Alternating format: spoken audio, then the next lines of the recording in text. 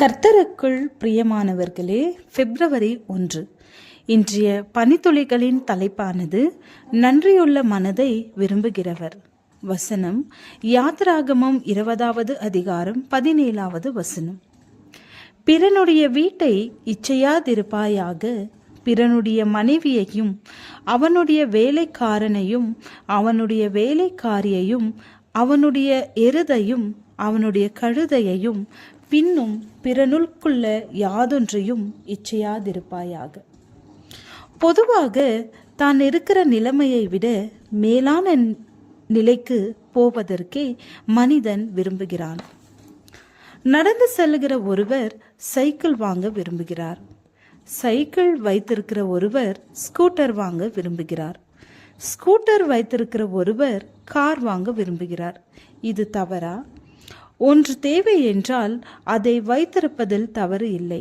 ஆனால் நம்மிடம் இவையெல்லாம் இல்லையே என்று எரிச்சல் படுவது தவறு.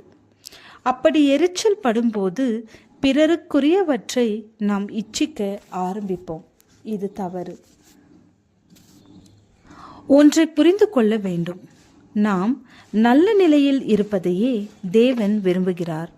நமக்கு எது தேவையோ அதை கர்த்தர் நிச்சயமாக தருவார். ஆனால் தேவைக்கு அதிகமாக வைத்திருக்க தேவையில்லை. ஜான் வெஸ்லி என்பவர் மெத்தடிஸ்ட் சபையின் நிறுவனர். ஆரம்பத்தில் ஆக்ஸ்போர்ட்டில் ஒரு ஆசிரியராக இருந்தார்.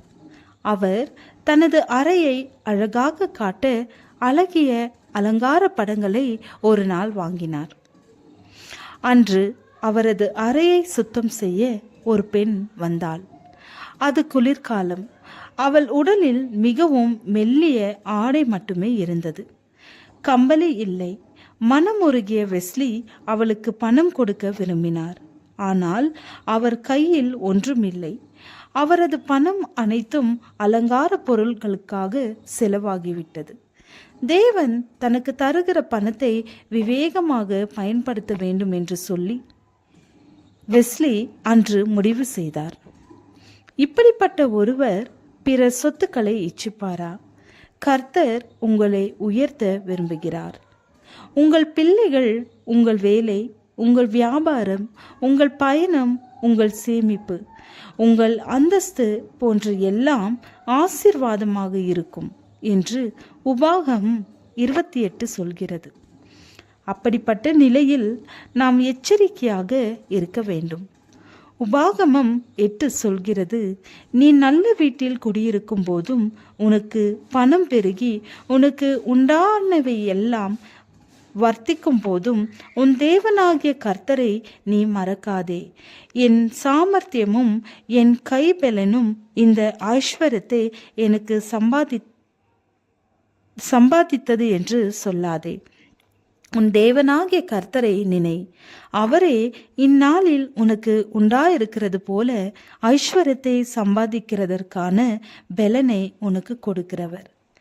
தேவன் நமக்கு தந்துள்ள நன்மைகளுக்காக அவருக்கு நன்றி சொல்லுகிற மனது இருந்தால் நாம் பிறருக்குரியதை இச்சிக்க மாட்டோம்.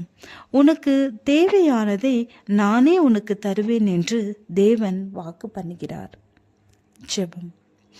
நீர் எனக்கு தந்துள்ள எல்லாவற்றையும் நினைத்து எப்பொழுதும் உமக்கு நன்றி சொல்ல எனக்கு உதவி அருளும். ஆமேன்.